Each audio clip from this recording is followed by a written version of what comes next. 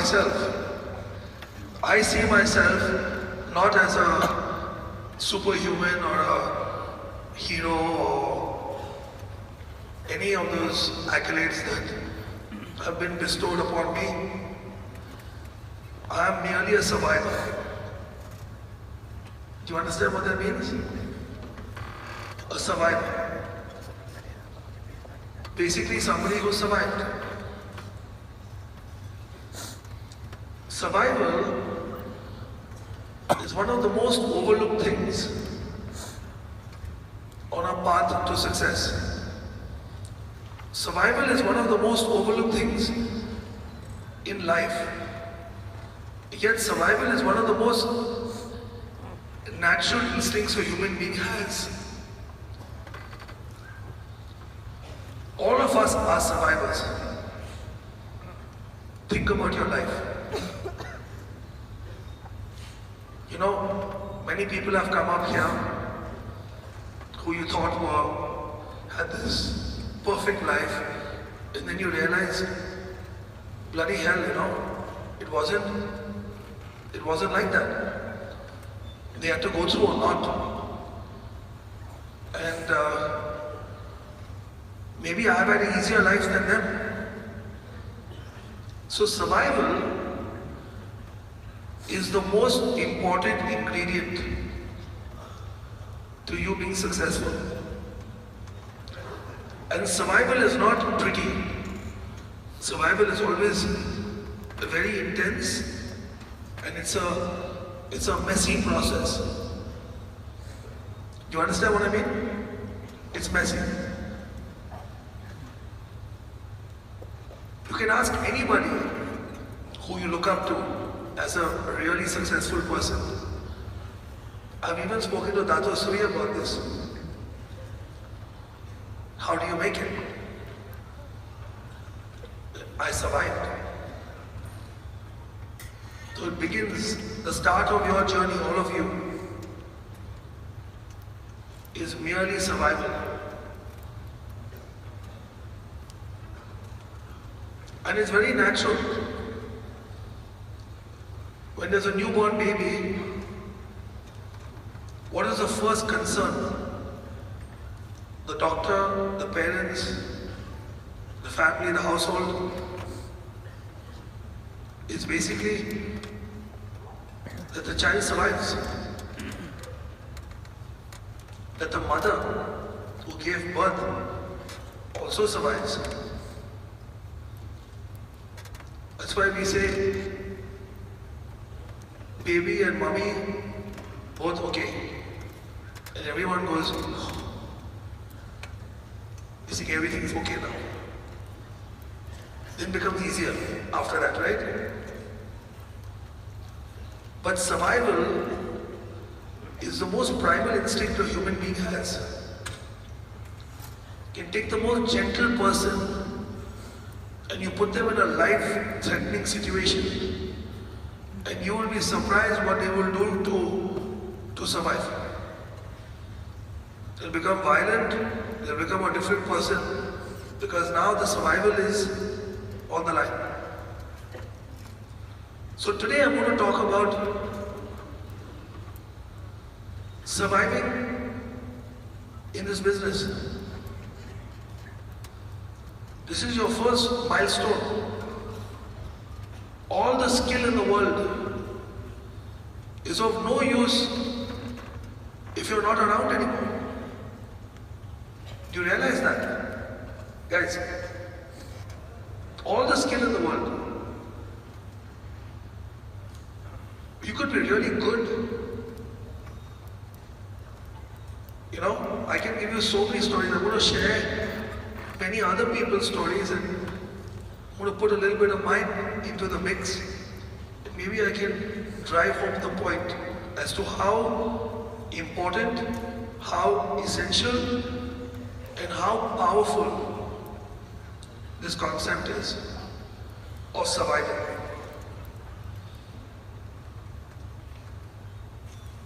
So I still remember, you know, there's this boxer named Mike Tyson. You know Mike Tyson? This guy was a holy terror, you know. He used to knock people out in like first round, most times. It's called him Iron Mike Tyson.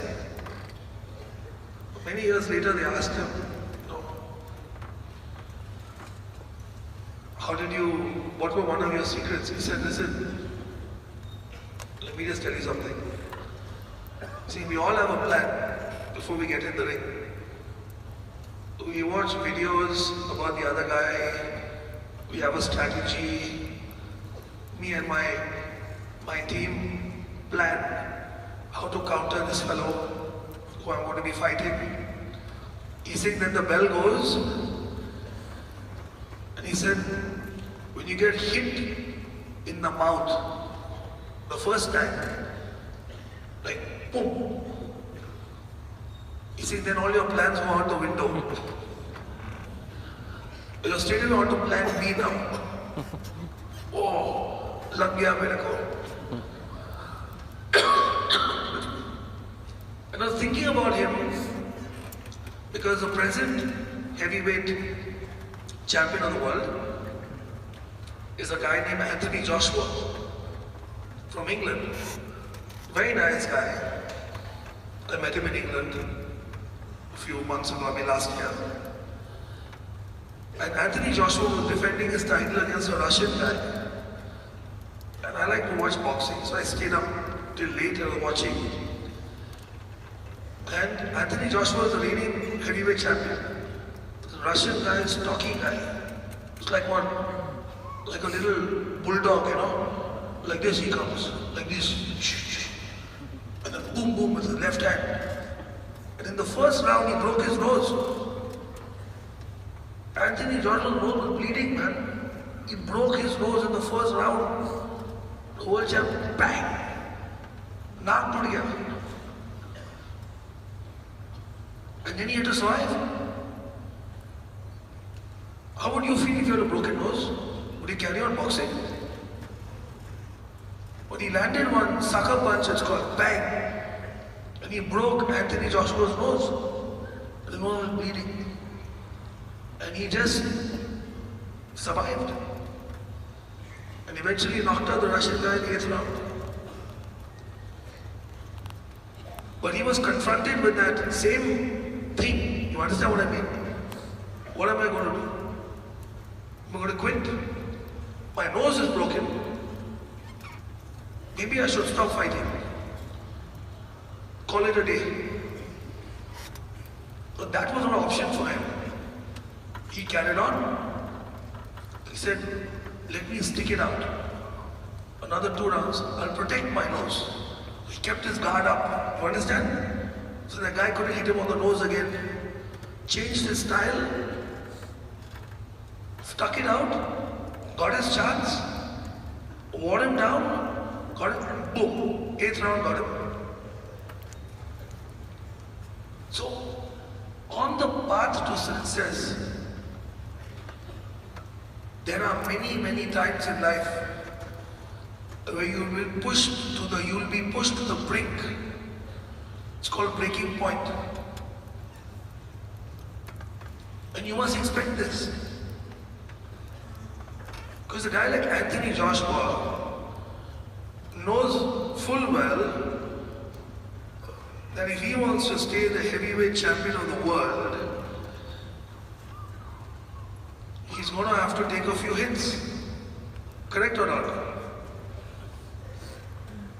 Am I right or am I wrong? Yes. No matter how good you are as a boxer, you will still get hit when you get in the ring. Nobody just going to take it lying down, right? They come at you. Now let me ask you a question. You guys are all here because you're not where you want to be in your life. There's some component in your life that's missing. And somebody showed you a presentation or a plan or explained something to you or showed you the light and you signed up. True? What did you sign up for? You signed up to change your life in some way, shape or form. And one of those components is financial. So I would hazard a guess that for most of you, you signed up for financial reasons. Yes, to change your financial future and your family's financial future, because you were sick and tired of where you are. You're stuck. You felt you were stuck. Most of you, maybe not all of you.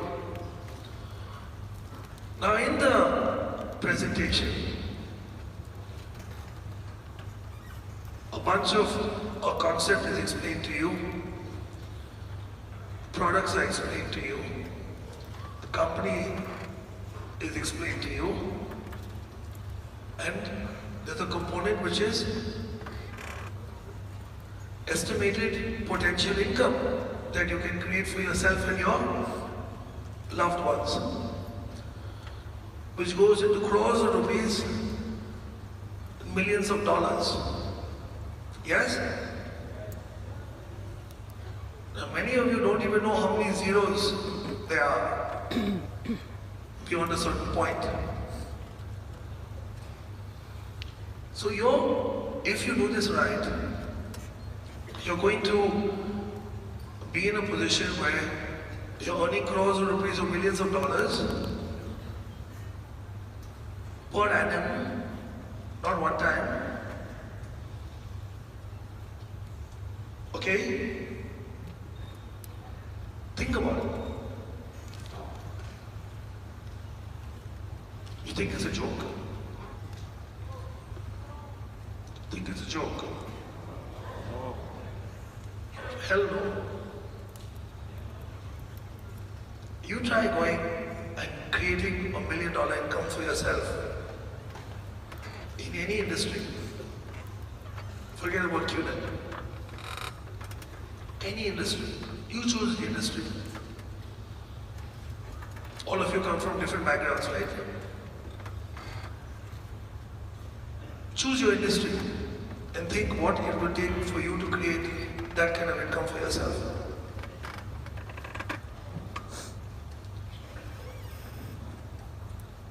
But are you willing to take the punishment that comes along the way? Because when Anthony Joshua broke his nose, he said, okay, my nose is broken. I can still breathe through my mouth. And I can still hit him. So let's go on. It's the attitude. Now when he got his nose broken, I can give you somebody else who broke his nose as well. There was a young 16-year-old boy who got selected. I actually played against him 3 years in a row in school. He's a cricketer.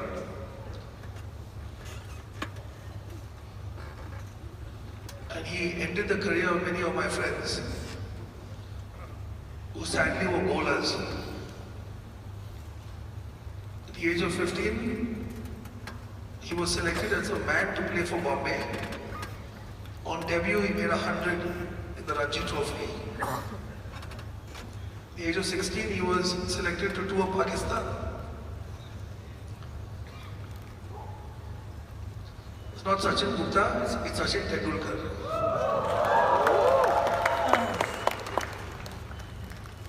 You know about it, right? At 16. At the age of 16,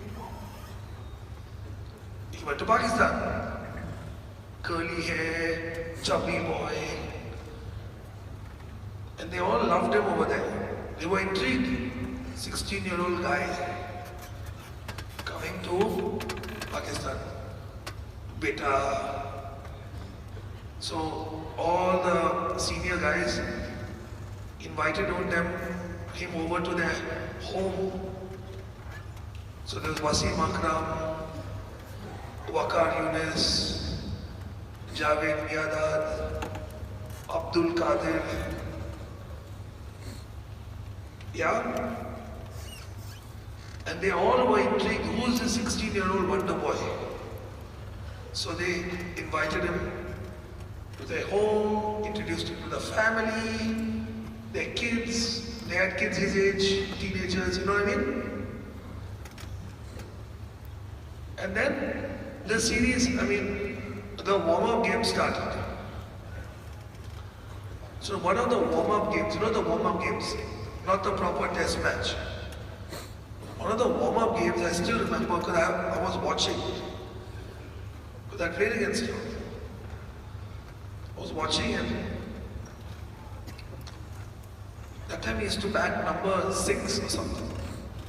To come in number 6, middle order, you know. And Pakistan had the legendary leg spinner called Abdul Qadir. They used to call him the wizard. He used to bowl that leg breaks, you know.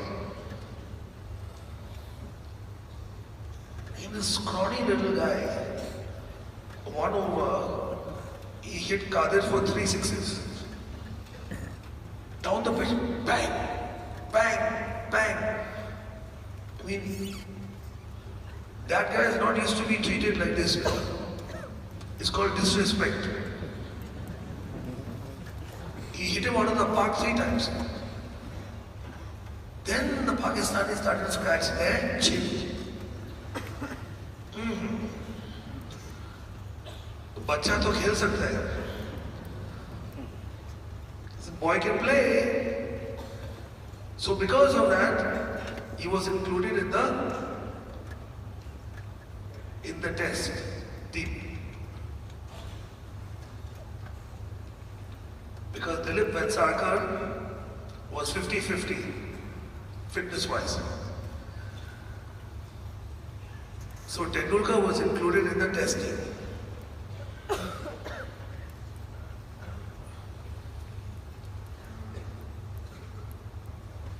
Now you know that I have shown Sachin Tendulkar the cricket plan.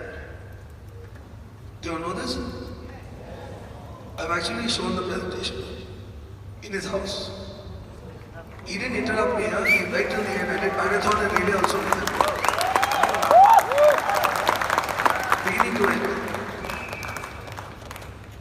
And then 2 years after that, I actually flew with him to London once. We were on the same British Airways flight.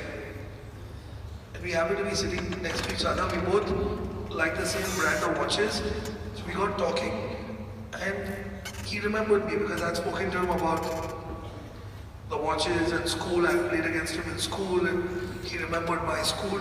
He didn't remember me in school, but the team and the matches we had played and all. Because when you score 600 runs when you have a 600-run partnership, even in school, you remember about it. Unfortunately, it was against us. Him and his school friend, Vinod Kamble had a 630-run partnership against us. We just wanted to, I was a wicket keeper, I wanted to take out the stump and shove it in our way after some time. Sick of his sight of his face.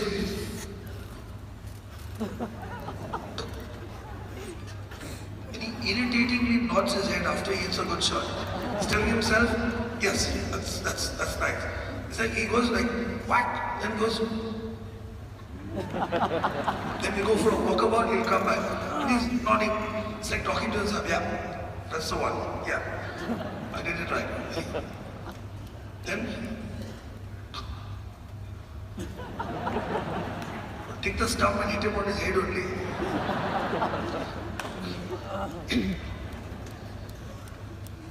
So I asked him, see, when you went to Pakistan, when did you know that you were ready? So I see, a warm-up match, there was only about 30 runs to get. I I hit those 3 6s. That was 18 runs already. And then the match was over, you know. We won that warm-up match. It's a test match. Waqar Yunus was bowling to me. Okay? Now Waqar Yunus and Wasim Akram. One guy would take your head off, the other guy would break your toes. You understand? Yorker and good length bouncer. And these guys had skittled India out. You were 4 down or 5 down or something. And Navjot Sidhu was on the other side. Navjot Sidhu, still up. And this 16-year-old boy is coming up. Let me tell you what happened before that. Okay? Let me explain to you what happened before that. Before that, Sanjay Manjrekar was batting. And Waqar Yunus bowled an in-swinger, late swinging Yorker, You know that ball that goes like this, like a banana, like this it comes. So you're batting and it's coming like, and you don't know whether to, your toes or, so, but he bowled it, and Manjrekar was like, off drive, he wants to play a drive. The ball comes in and took his leg stump straight out of the ground. So he's walking back and Ravi Shastri is walking in. This is before, Ravi Shastri is telling him, Kya yaar, you don't know where your off stump is or what? Ball dekh rahe ya laddu dekh rahe yaar? Next ball, Shastri's middle stump was out. He also tried to play that, boom, middle stump out. Now, 16-year-old boys come. And Sidhu actually did a talk on this. He said, "Are baap re baap, bakra aa gaya abhi." This. Can you imagine this guy on fire? He comes, first ball. Now this is his recollection. He's saying first ball, he bowled a short pitch ball. And he just went past my way. Wicketkeeper's glove. See, I barely saw it. He tried to take my head off. See, the same guy who invited him over to his house for dinner. Welcome to Test cricket. Young boy. Yeah?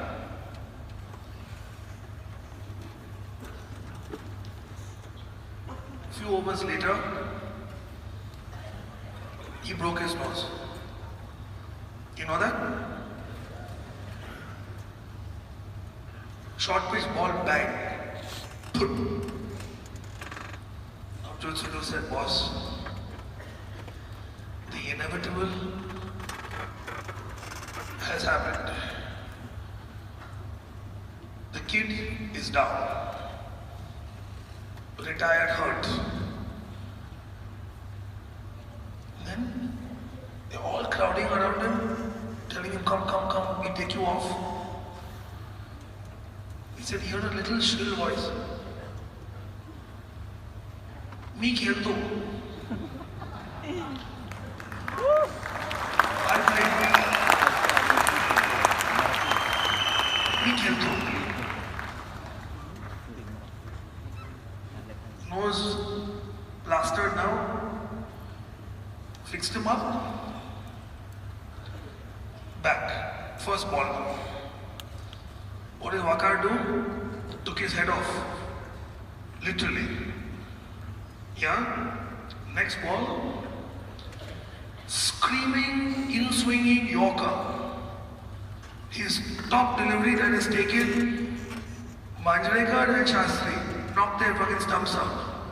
Okay? He was there. He anticipated. Okay, he took my head off. Next ball could be a nice yorker. Because he'll be worried, right? Back foot, he wants to. He bowled it. The perfect yorker. He was behind as it came. He was expecting it, so he stepped back and made it a half volley and cracked it so hard that by the time he finished the bowling action and he had recovered, the ball had already hit the. And Waka looked at him. You little shit. Like that look, you know? Like, and you know what he said? Tuja Aichi. You know what Tuja Aichi means? It's in Marathi. Basically means your mother's whatever.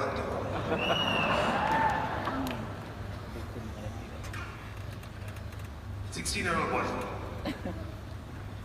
Got his nose broken.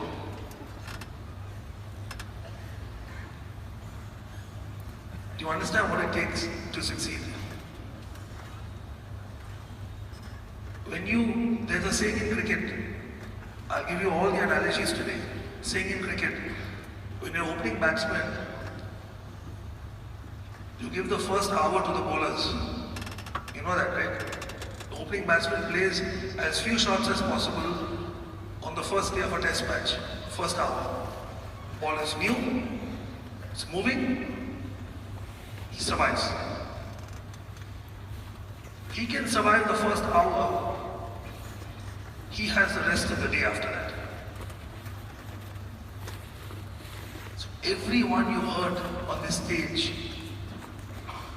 who is emotionally connected with you has shared their journey, how they survived. True or not? I was sitting there, this happened to my organization, it collapsed, this happened, that happened. But guess what? I stuck it out, and here I am today. If you pretty much summed up everyone's sharing, it could be encompassed in these 3 lines. Did anyone come up here and say, I signed up, I got my one left, my one right, and I became a millionaire and maxed out every week after that? I still haven't heard that story. Have you? Exactly. So, whatever you're going through in your life, understand one thing. The human beings are built to survive. God's given you, it's called the survival instinct. You know, it's very natural instinct. This instinct has to be used in every aspect of our life, not just survival with regard to your life. Survival in everything you do. Be it sport, be it business, be it a parent. Parents also.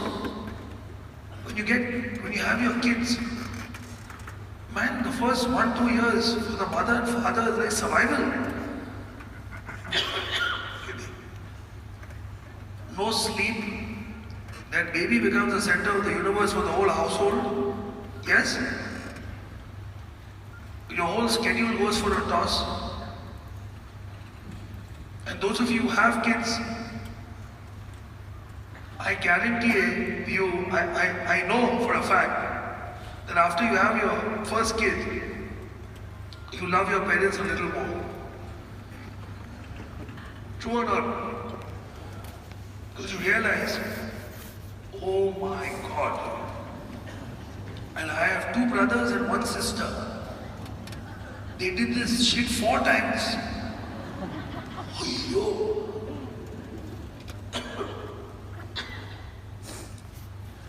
There's no refund policy also. Not like Unit, right? 30-day refund policy, whatever. Yeah, you can take your product back. My money will pretend it never happened. Once the baby comes, sorry boss, there's no customer support. And unfortunately, there's no refund also. Otherwise, many of us would have been refunded already. And we would not be here. Our parents have got to breaking point many times with us. He said, "Arey boss, we have to survive." The kid will grow up and start going to school. When you start going to school the first day, your parents have a party in the house. How many of you, when your kid went to school the first day and the kid's gone for half the day also, party? School mein hi abhi. True or not? And then when they go for full day school, that is like an unpaid holiday. He goes at 9, comes back in the evening. Wow, I got my life back. But you understand, it's a different type of survival. And I call it, in English terms, it's called, there's a term that could be a little, which some of you may struggle with the meaning of, it's called resilience. Resilience is something that we all need. So, let me share with you my journey. So, I come from a middle class family, not well off, not poor, but definitely not something that, not poor, but money was an issue, let me put it that way. Okay? Money, expenses had to be thought about very, very carefully before it was made for anything in the household. And like many of you, everything was a struggle from a young age. So I used to like playing sport. I became fairly decent at some of the sports, badminton and tennis. And these sports are not easy, not cheap. Equipment, coaching, balls, rackets, shuttlecock, shoes, kit, all costs money. And all of you are going through the same thing.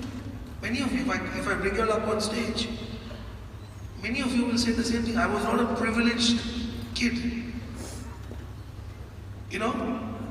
Money wasn't flowing out of my dad's wallet. We had to fight for everything. But first, let's accept the fact that this is normal.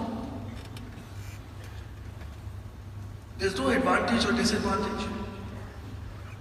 The question is, how badly do you want it? So I was actually a very bad, wayward kid when I was growing up. I was a bad student. I was badly behaved. Okay? I was always a dreamer, but I grew up with a very bad skin ailment. I had very bad skin. It was a weeping eczema, And because of that, I used to stammer. You know what stammering is? You can't speak. You stutter. Stuttering? Hello. And what happens to kids who stutter? They will get made fun of. you told me, you know, in school, they sometimes make every kid read one paragraph of a poem or something. True, English literature class. My turn came. I used to have sweating palms and everyone would start giggling before I started reading only. The freak show has started now. Dave's chances come. If you told any of my school friends that I do public speaking, they would laugh you in the face and say you got the wrong guy. It must be another Dave Wadhwani you're talking about. Cannot be the same guy. Because I had a problem speaking. I had a problem speaking in general, not forget about in front of people. But I had to work on it. I had to work on it. My mother said, go to the terrace, take the book and sing. When I sang, that was strange. I'm sharing a real story, my story. When I used to sing, I never stammered. Like, when you sing also, you're saying something, right? Because they're words. So when I sang, I never used to stutter. But when I used to talk, I had this problem. It was so bad, sometimes the phone in the house would ring, and by the time I said hello, the person already hung up. Honest to God, that bad. So my mom said, take the book, go up to the terrace, and instead of reading, sing. Sing the pattern. So I started doing that. I used to sing. And do it again, and again, and again. And gradually I overcame that fear, you know. I would sing less. Then I realized certain words I was getting stuck on. You understand? That was the next step for me. Like, okay, that word is coming. So I would read out everything, and when those tricky words came, I would kind of half sing those words out so that they could be heard. It sounded funny, but at least the person could understand. And then that was the process I went through. So I had to work hard to even be heard. It's a bit strange, right? And let me tell you, it really shakes your confidence as a kid. And then it gradually got better. But I'll tell you a secret, up to today, when I'm really stressed or I'm really tired, sometimes I still stutter a little bit. It comes back, just a little bit. And then I kind of stop for a second, sort my head out and overcome it. Are you understanding what I'm trying to say? So, constant improvement is the name of the game. Constant improvement. You just do it every day. It's an attitude. And if you have this attitude of constantly improving, you will survive automatically. Because if you're focusing on improving, how can you quit? Think about it. How can you quit? Cannot. And then I became a very good player, and then I had aspirations to kind of maybe become semi-professional. And I had a bike accident and banged up my knee. I got hit by an auto rickshaw when I was cycling to the local club where I used to play. And I floated my knee, and that was the end of that. So what do you do then? The dreams have been shattered. I said, let me focus on my books. Maybe I can do something else in my life. Focused on my books. I basically became a businessman after some time. So, many of you may know, I became a multi-million dollar when I was multi-dollar millionaire when I was 24 years old. At the age of 24. Sounds really nice. Making a few million is hard, but sometimes keeping it is harder. Because it's human nature to want more. So I made $7 million when I was 24. And then when I was 26, I lost 3 of those 7 million. And got diagnosed with lymph cancer.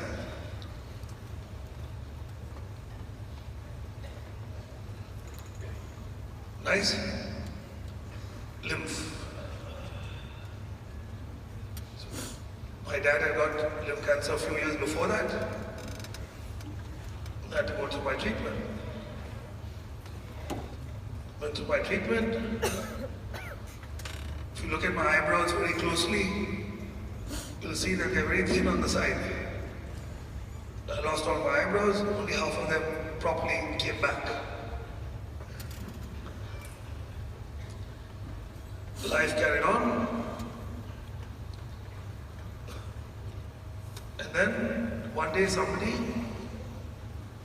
showed me the QNet plan, one of my best friends. Which is the next chapter in my life. But, what I want to do is, I don't want to talk about myself. Okay, I will talk about myself, but I'm trying to interweave my experiences with experiences of people who have inspired me in my life. So I've shared 2 already with you. Yes? The third one, I'm going to explain to you with the help of some videos. The third one is a story that deeply touched me. Okay, it's a story about an Italian-American named Louis Zamperini. And he was an Italian immigrant. And Italians were looked down upon when they came to America. They were looked at like refugees, you know. They were looked upon like refugees. They used to call them Dagos. Dagos is a very derogatory term. They used to call them dumb Dago. You know, a dumb nobody. And why I related to the story is because he was a rebel like me, angry with everybody. At a young age, he was caught drinking and smoking.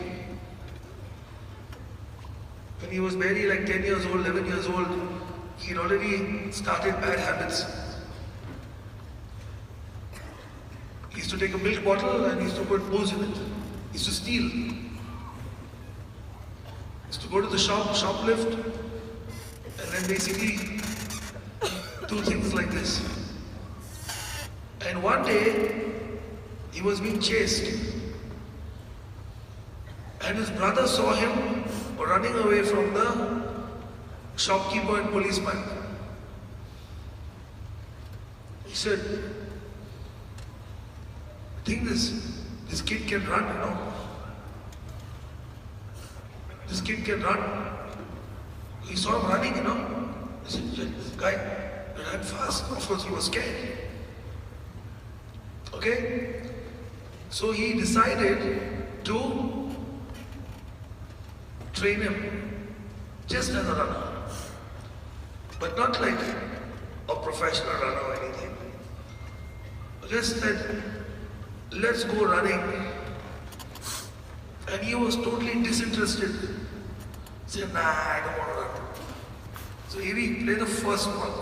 So this is the part where his brother first makes him run. This is the conversation between his elder brother and him.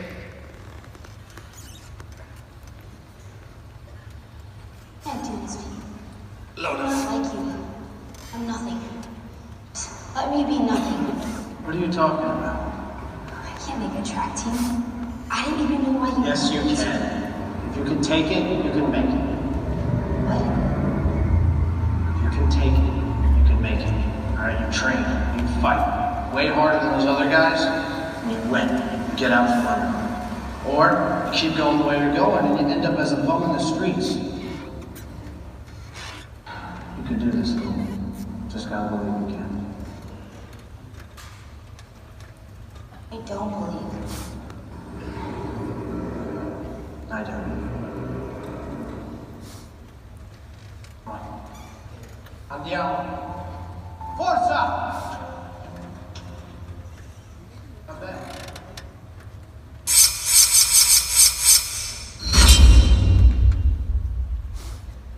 That's how it all started.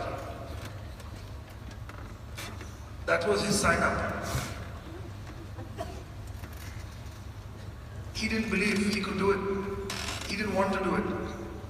He didn't believe he was meant for anything special in life. What did his brother tell him? I believe in you. And he persisted. His brother was his first upline, his first mentor, the first person that believed in him. And he did make his high school track team. And then he made his college track team. And then he made the US Olympic track team. Can you believe that? He went to the Olympics, 1936, Berlin Olympics, before the war.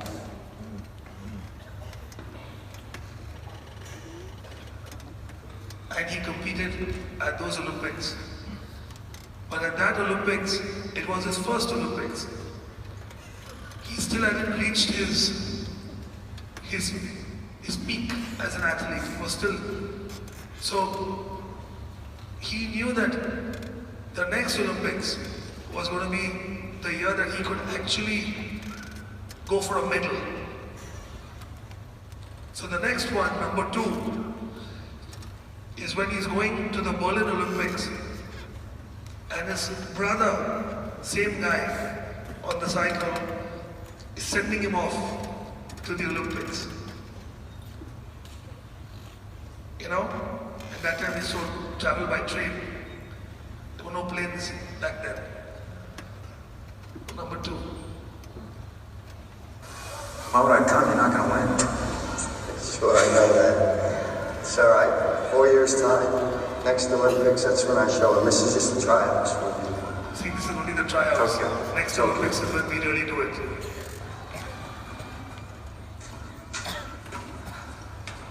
Smart kid. Take care of yourself, all right? Come have a little fun, too, huh? Say hi to this pretty German girl, it's fun? You know it.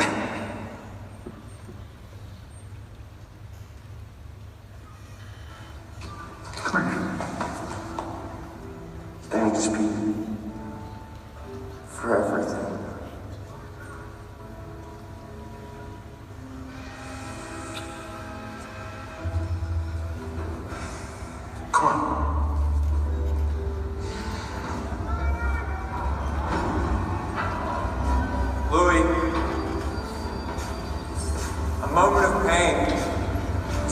lifetime of glory.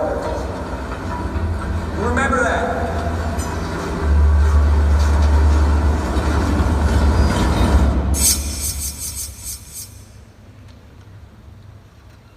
Another milestone. What does brother tell him? A moment of pain is worth a lifetime of glory. So he ran in those Olympics, did not win a medal, but was the fastest American, and he basically had a tremendous, he performed admirably well, let me put it that way. Better than anyone else thought he would. So everything's on track, right? Things are looking good. 1940 Tokyo Olympics was going to be his Olympics. True? Things going well in life. He's got his life together. Recognized. Successful. Best is yet to come. Wouldn't you say? Guys? Unfortunately, a guy named Hitler started World War II in 1939. And he then got drafted to be in the Air Force.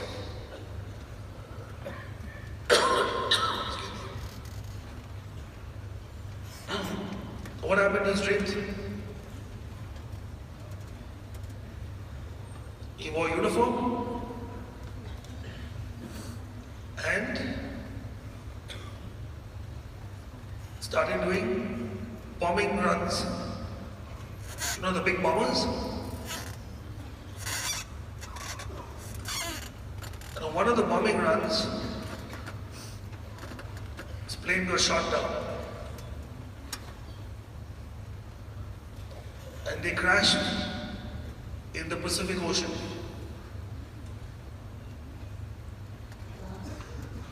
And were on a little raft for over 45 days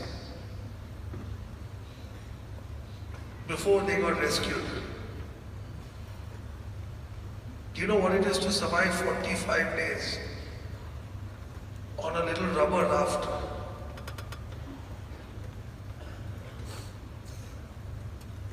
And one of his, there were 3 of them that survived the crash, the rest all died in the crash.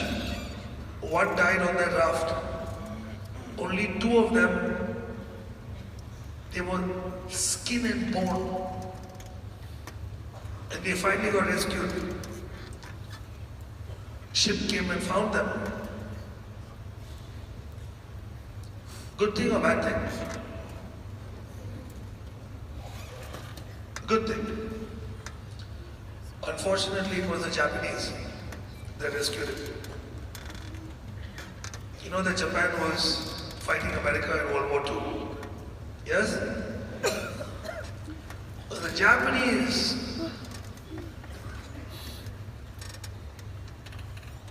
rescued him and he became a prisoner of war and got sent to one of the most brutal prison camps in Japan. One of the most brutal, oppressive prison camps. Where the guy who headed the camp was known for his torture. He would break every prisoner. If he didn't, it wasn't enough that you follow the orders he gave. He wanted to know that he had broken you. You understand what I mean? Broken your will, your spirit. He didn't just want you to do what he told you. He wanted to know that he owned you. You get me? Third video, please. So this is the first day he's in the camp. Okay? And they all lined up. This is the guy. Volume 1. Look at me.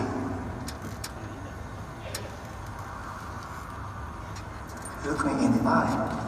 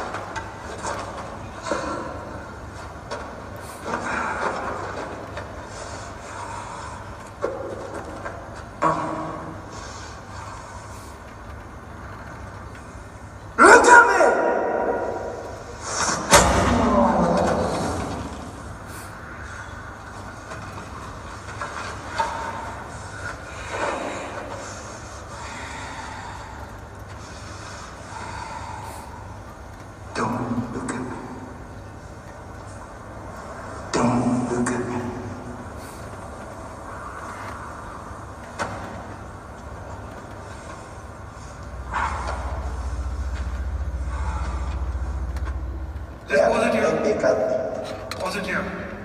Pause it here, please. So just keep it on the screen. You understand what he just did? All the prisoners were looking down. This guy was talking, so he looked up to see. And because he looked at the corner of his eye, he did this to him. So you never look at me. Don't ever look at me in the eye. But he did manage to break him.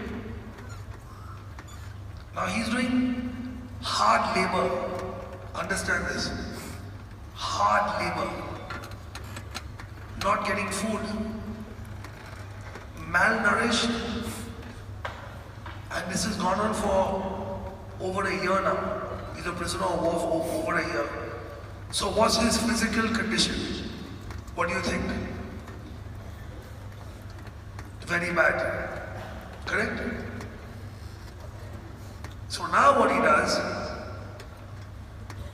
he finds out that this guy is an Olympic athlete. So he physically couldn't break him. So what does he do to him next now? What is the one thing he's proud of? Being a runner. True or not? He makes him run against the fastest guard in the prison now. Lights turn and play. Just back it up a little bit. Yeah, okay, stop here. Raise the volume and play it on.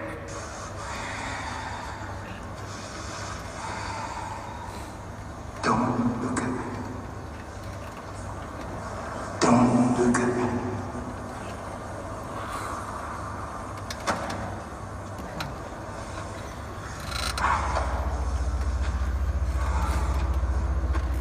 We have an Olympic athlete. Who is the Olympic athlete?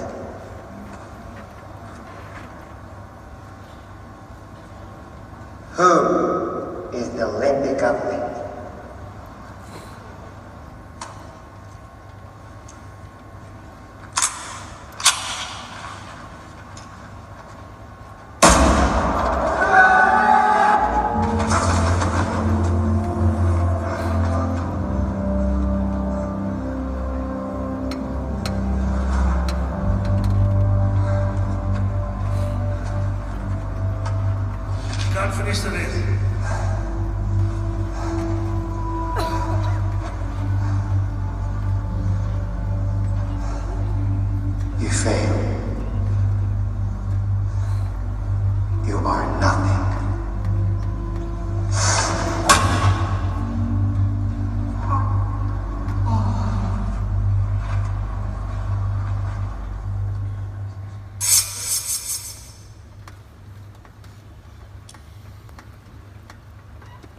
stuff, huh? He couldn't even, the one thing he was best at, he couldn't even finish the race. He was in such bad physical condition. You know what he used to tell himself every night? What did his brother tell him when he first started running on the bicycle? If you can take it, you can make it. And every night when he went to the barracks, all the prisoners hated this guy. But this Corporal Watanabe was his name, had it in for him, for Louis. Because he knew, he could sense he hadn't broken his spirit yet. And he would talk about his mother's cooking. He said, "Someone's going to survive this war. And my mother makes the best cannoli, the best pesto pasta, Italian food, you know." And he would describe the sauce. He say, "Yum, yum, yum," while he's eating that shit food every day. He would be telling fellow prisoners about how he's going to invite them over to his house and how his mom is going to cook for all of them. All they have to do is survive the war, not die. Only one thing he had in his head now: I don't want to die. I have to just survive. Survival, that's it. Are you understanding what I'm saying, guys? I have to survive. If I survive,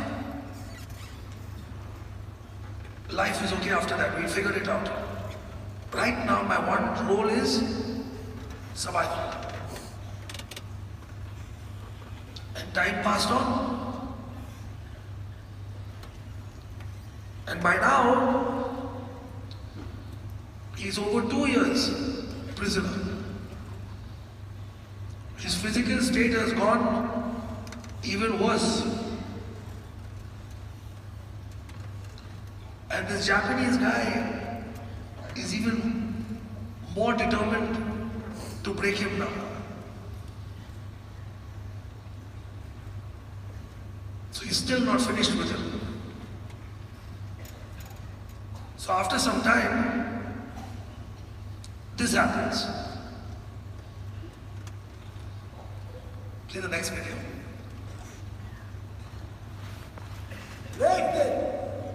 He said, "Lift it." This is a heavy log of wood, you know? Heavy. This is teak wood, Burma teak. How heavy it is. He said, "Lift it."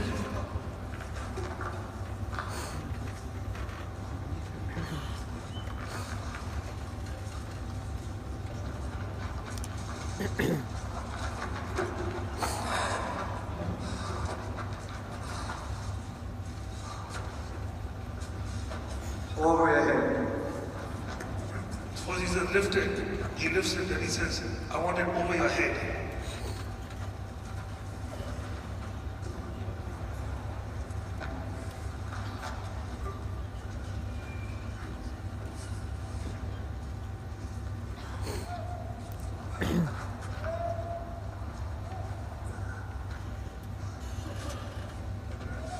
If he drops it, shoot it. Did you hear that? He tells the guard, if he drops the thing, shoot him.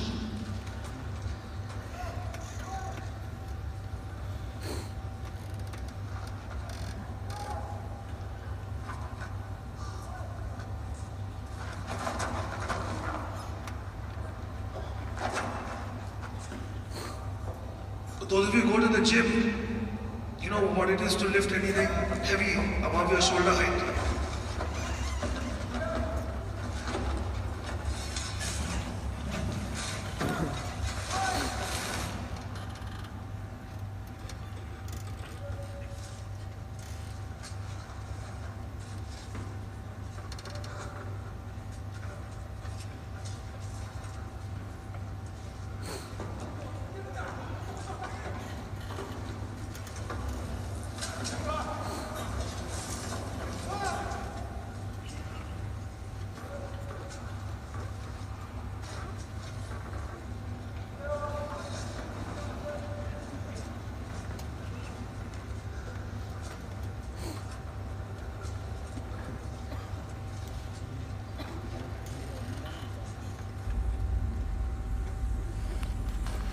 Half a day has passed now.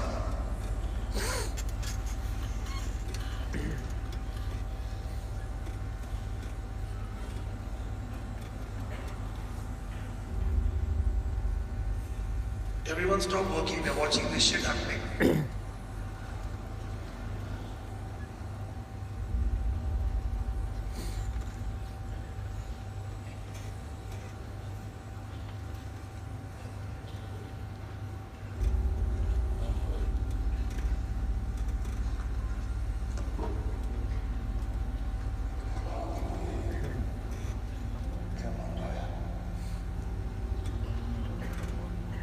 The volume up.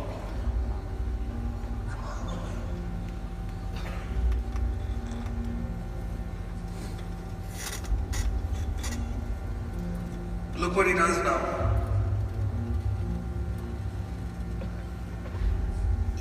He starts looking the guy in the eye. He knows he doesn't like him.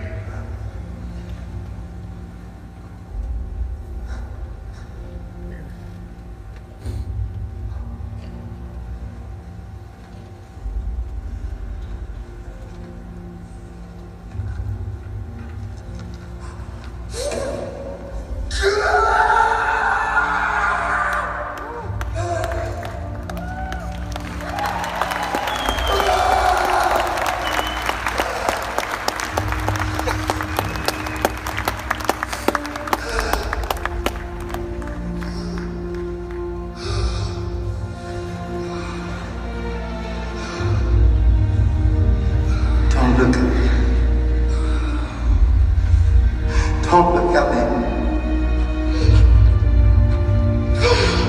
Mirna. Mirna. Mirna!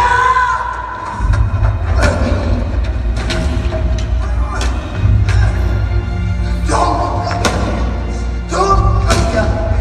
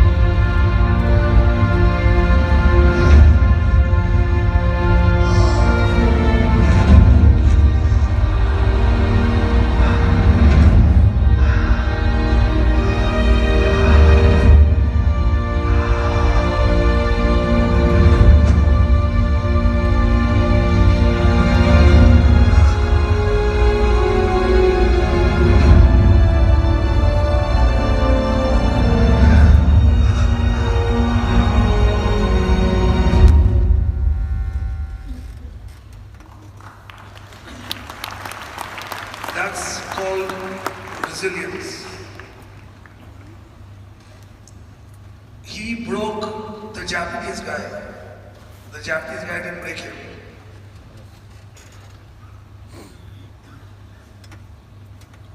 And he survived the war. And he did go home. And he did eat his mama's cooking again, just like he dreamt. But he only managed to do it because he survived. You don't know the deeper meaning of why he did that. The last scene. He knew it was physically impossible for him to hold that plank over his head indefinitely, which means he was going to get shot at some point in time.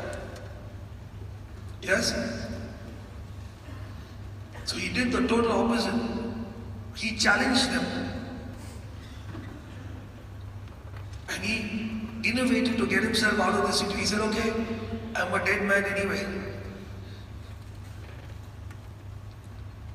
And instead of getting shot, he got beaten instead. But he survived.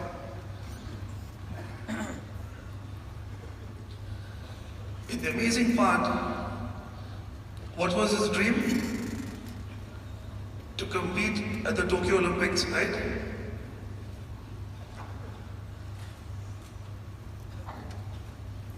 So he did make it to the Tokyo Olympics.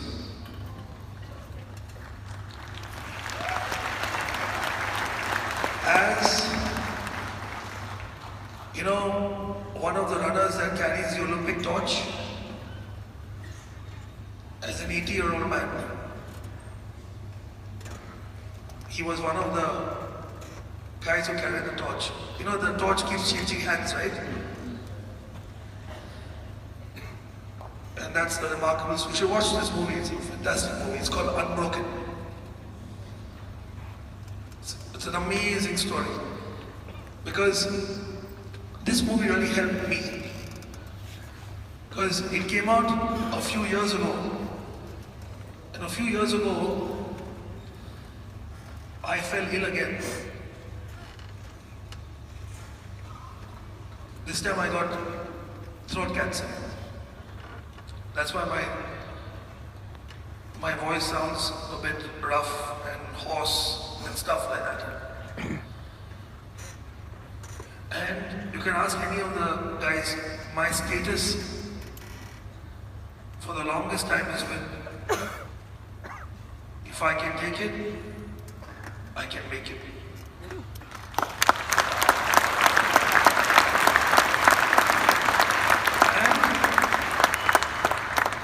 Those very close to me knew about my illness at the time. I didn't want to make a big drama about the whole thing.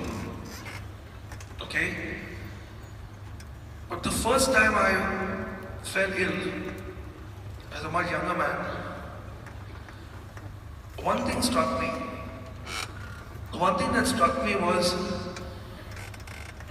my life was not in order. Because I'm the main breadwinner in my household. I look after everyone in my family. My mom, my dad, my sister, my wife, her family as well. And after that first bout I had, it changes your paradigm. I became restless to make sure that I had secured my family's future. You understand that feeling inside? Because when somebody tells you, hey man, you're sick, and it may not turn out the way we planned it, trust me, everything changes. And from the time I signed up, I built this with a passion. Because I knew that if I build this correctly, yes, and my motto has always been, every one of your leaders know this. In the early days, they never could relate to what I said. But today, all of you understand. I used to say, my sole purpose is to make myself irrelevant and redundant in my own organization. I used to say this all again and again and again. I used to say it repeatedly. It's not a tagline, trust me. That's how I built my business from the beginning. Strength below strength below strength. Duplication. Every step of the way. My presence should not be required. Not because I'm a kamchor. Not because of that. It is a desirable result. So all of you are here today, not because of me. Many of you have never met me before in your life. But you are still part of my organization. Isn't that amazing?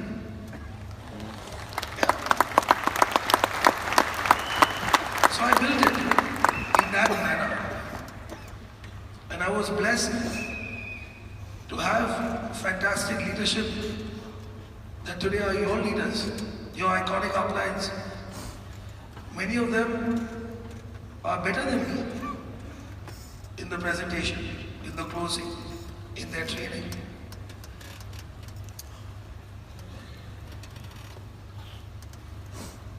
But I love it. And I continue to love it because that's the desired result. This is not a competition, right? We're all moving in the same direction. We are like-minded people moving together. It's always saying infinity is not my theme. That's why it's called infinity. There's no beginning, there's no end. It continues. It will continue without me. It will continue without them. It will continue because of you. And one day your people will run this team, God willing. And this movement will continue because it's an unstoppable force. It's an unstoppable force. If you're doing it for the right reasons, the right way, with the right spirit, the right energy, the right value system, which I know that all your leaders have, the same DNA, we are an unstoppable force.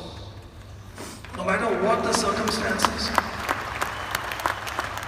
no matter how bad things are, no matter how badly we get beaten,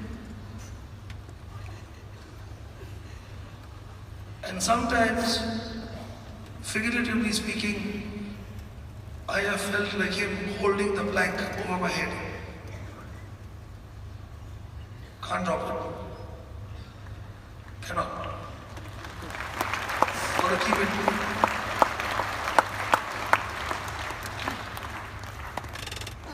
Because if I didn't survive in this business, you all would not be here today. Think about it. If your leaders did not survive in this business, you would not be here today. So never underestimate how powerful and how important it is to never give up and to survive. Because if you survive, the tide will turn eventually. It's a law of nature. A storm never lasts forever, right? Eventually the sun comes up. It can rain, it could be windy, trees can be uprooted. But eventually, the storm clears and there will be sunshine. True or not? So, I built my organization with this sense of purpose, not just about my checks increasing, which was very important also, but the deeper, more powerful purpose was to create an organization that could run without me, if required. And then I fell sick again. The first time around, I asked myself a question. Are you ready to die? And the answer was a resounding no. Why? Because my affairs were not in order. Yes? Second time around, it was far more serious. My odds were just 16%. And I informed the key people, and I went, and it's uncanny. I was more freaked out first time around. This time my odds were even worse. Like, really bad. My doctor, one of my best best friends said, she refused to tell me what the percentage, because I always want to know. I'm an ex-banker, so percentage. No, Dave, you have a fighting chance. Don't worry, do it. I said, hey, I want to know. She very softly said, 16. Okay? 16. It's not good, but it's not bad either. Anything over 10 for me is good. Anything more than a 10% chance means some chance. But I was at peace because I knew that this time I had covered my bases. Maybe not to the extent I wanted to, because a human being always wants something more in life. Yes, more is always better. Yes, but my family would be okay. Because what you fail to realize, one of the most powerful things you fill out, one of the most powerful things you fill out when you sign up, something called a nominee. Do you know that? We all nominate somebody. Yes? You know what that is? It's the best insurance policy you could ever take out for your family.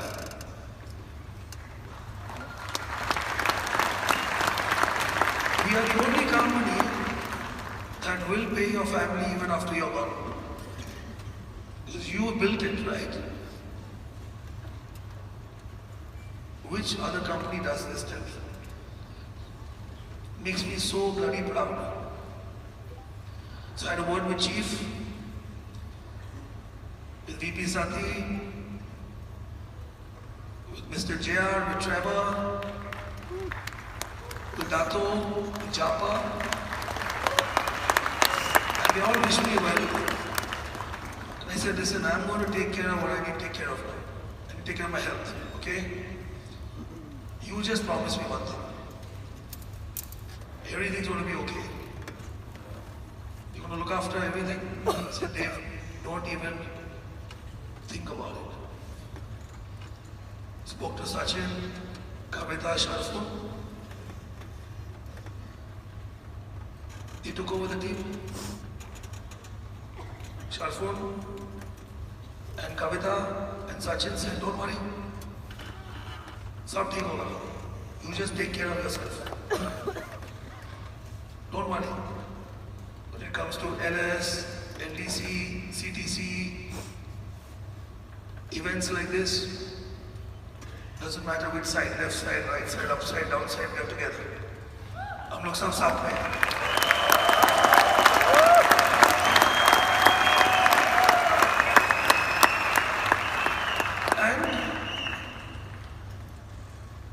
By God's grace, I went with a smile on my face and I had one of the most miraculous recoveries.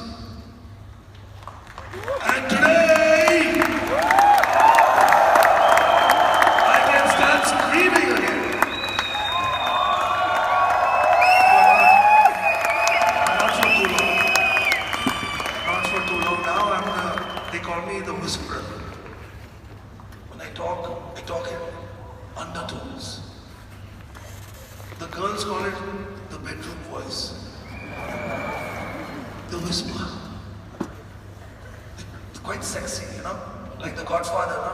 Marlon Brando.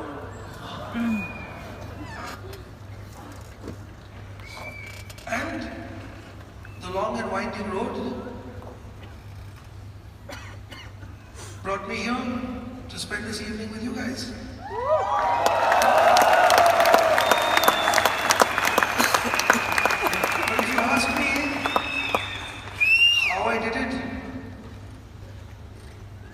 One day at a time.